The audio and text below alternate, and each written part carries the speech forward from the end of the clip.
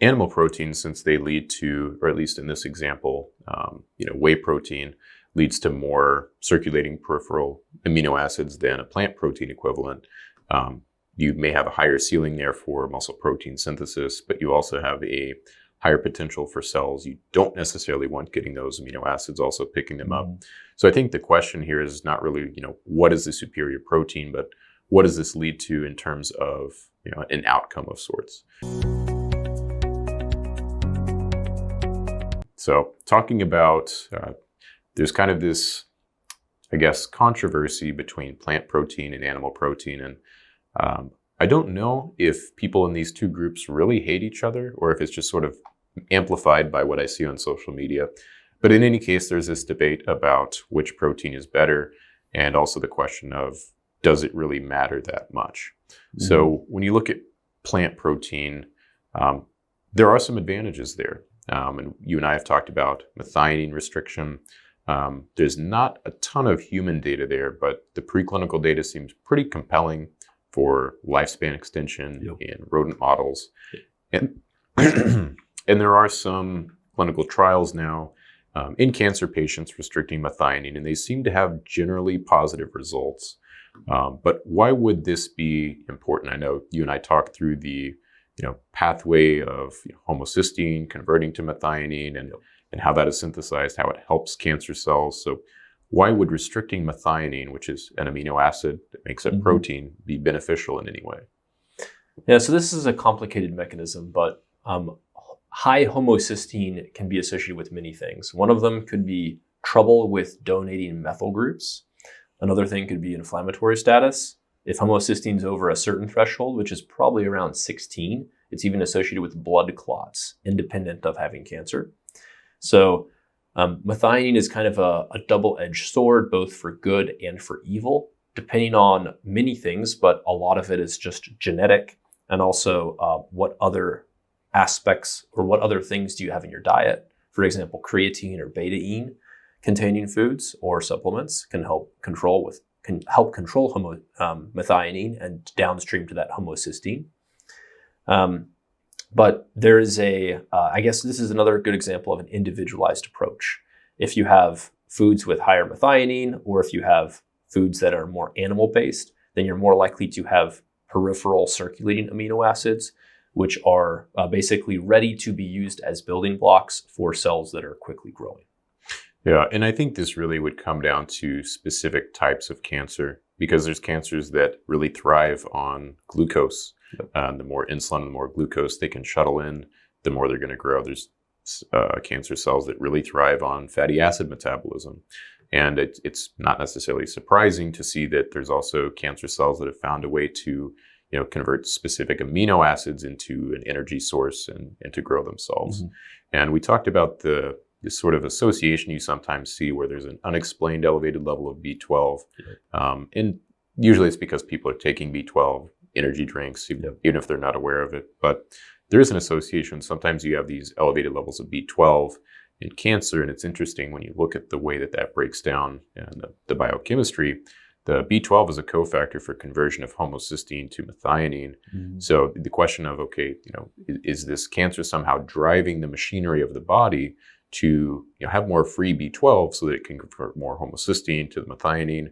Or is that even relevant in the serum because these things are happening at the tissue level? I think there's a question mark there, but it's certainly intriguing. Yeah, definitely a question mark.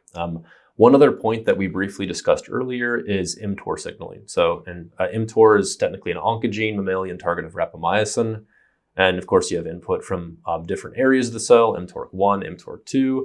But from a 1,000-foot view, higher levels of circulating amino acids lead to more Mtor signaling, kind of the opposite of taking rapamycin, which can be an adjunct chemotherapy drug. So that's kind of another growth pathway that can be of concern with very high levels of circulating amino acids. Yeah, so animal proteins, since they lead to, or at least in this example, whey protein leads to more circulating peripheral amino acids than a plant protein equivalent. You may have a higher ceiling there for muscle protein synthesis, but you also have a higher potential for cells. You don't necessarily want getting those amino acids also picking them up. So I think the question here is not really, what is the superior protein, but what does this lead to in terms of, an outcome of sorts? So there's this interesting data here where it actually goes through a lot of these different outcomes that people are interested in. And basically the two that we'll look at are lean body mass, and then also we'll look at grip strength, which was kind of surprising. So if we go down and we look at these absolute percent changes here, and this one is looking at animal protein compared to plant protein on absolute lean mass, in kilograms. And the changes are very small. And I don't think that these studies were controlling for protein quality, like some of the critics will point out. But basically, you're looking at a plus or minus 0.2 or 0.3 kilograms. So less than a pound of absolute lean mass change. And then when you go down to the next chart here, you see that there is basically a 5-ish% difference in absolute lean mass. So a little bit of an advantage to the animal protein side. But the question is, does that 5% over these studies, which are 8 weeks or 16 weeks long, does that really matter if you're looking at building your way to having the optimal amount of lean body mass over 20 or 30 years? Yeah. And the answer is probably not. One result that kind of surprised me was looking at grip strength here. So consuming animal protein compared to plant protein, actually plant protein was favored in this case. And there is a smaller number of trials, but it is interesting. I don't really have an explanation for that. Any thoughts on your end? More gardening or other activities that lead to more usage of grip. A plant eating bias. Yes. Interesting. But anyway, we thought that was interesting. The differences aren't huge there. And I think people will kind of get into these debates that don't really matter a lot in terms of like your absolute goal over a 10-year period, over a 10-week period. If you're trying to maximize the amount of lean body mass and you want every extra 1%, Olympic athlete or something like that, probably animal protein is going to be slightly better. But if you are just wanting to map your way to longevity, and you can do so and have the freedom and flexibility to build out your diet very carefully, then it probably doesn't make a huge difference in terms of absolute lean body mass that you'll accrue over time.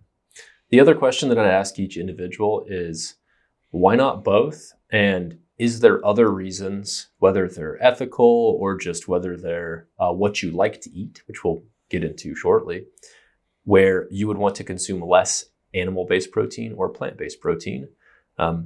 For me personally, I like consuming more animal-based protein in the morning, more plant-based protein in the afternoon and evening, for a number of reasons, but less leucine, less circulating amino acids in the evening, kind of like some of the same benefits theoretically as taking a micro dose of rapamycin each evening before bed.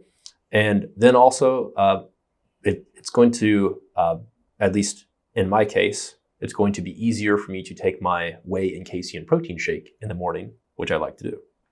Interesting. And is this related all to sort of the circadian clock that people have, where nutrient sensing pathways, like people that have used CGMs to develop their intuitive eating, they'll see that in the morning they seem to be able to tolerate more carbohydrates, whereas if they're having a snack before bed, even if it's like some berries, sometimes they'll see their glucose spiking.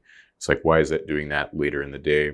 Are you thinking along the same lines of like amino acid utilization and more Mtor driving those into the cells, and then later in the day having perhaps less peripheral amino acid is the same way you don't want to spike your blood glucose before you go to bed. You don't want to spike your circulating amino acids before you go to bed.